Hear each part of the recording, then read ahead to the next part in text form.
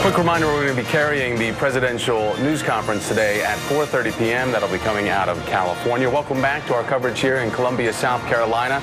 And Hillary Clinton and Bernie Sanders intensifying the focus on the African-American community. As we take a look back at the voting bloc for females in the last contested Democratic primary of 08, the largest group of voters in South Carolina was women, black women at 35%. Joining me now is anchor for NBC affiliate WIS-TV here in Columbia, South Carolina, Judi MSNBC. Judi, it's great to see you here. Oh, it's good to see you. And let's talk about this female voting bloc within the black community as we break it down between Bernie Sanders and Hillary Clinton.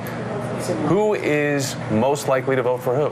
Well, I tell you what, people have assumed that women would just automatically line up behind Hillary Clinton, but that is not what I'm hearing. I like to call it the street committee, you know, the folks I talk to at the hair salon and in the grocery store. Sure. And they're really divided, Thomas, is what I'm seeing. Some of them say they like Hillary Clinton, but they really feel like she stands for the establishment. They're looking for something new. They're not convinced that she deeply cares about the issues that matter most to them. So they're at least giving Sanders a look, whether they will line up behind him and show up on Election Day. Exactly. Okay, so an article that caught my eye in the Chicago Tribune said African Americans have a long, shaky history with the Clintons, and while blacks are likely to go looking for a candidate outside the Democratic Party, they're willing to shop around within it. That gives Sanders an opening.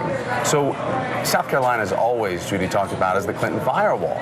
But is there really a chance that he could win here, or is it just a chance to demonstrate a strength here? Well, I think it's probably more likely to demonstrate a strength, but Thomas, you have to keep in mind that when we talk about the delegates here, it's proportionally awarded. So for Sanders to have any showing at all would be tremendous for him. I don't think he will close the gap, but I certainly think he has an opportunity to narrow it. And we've seen that along the way with them splitting those delegates. And lastly, because of the open primary here, that means that they can go vote, the Democrats can go vote for Donald Trump if they want to, coming up this weekend. Absolutely. And I had a lady who's, I'll say elderly, but she's still very much in it. She's very plugged in politically, and she told me this morning she's a lifelong Democrat. She is voting for Donald Trump because her intent is to upset the Republican primary. How that'll play out, we'll see on Saturday. All right. Well, he has certainly upset the Republican primary as a disruptor candidate, that's for sure. Judi MSNBC with NBC affiliate WIS-TV here in Columbia. Judi, great to see you. Thanks so much. Thomas. That's going to do it for me right now. Thanks for your time. I'm going to be back coming up later today at 2 p.m. Eastern. Coming up next, Andrea Mitchell reports.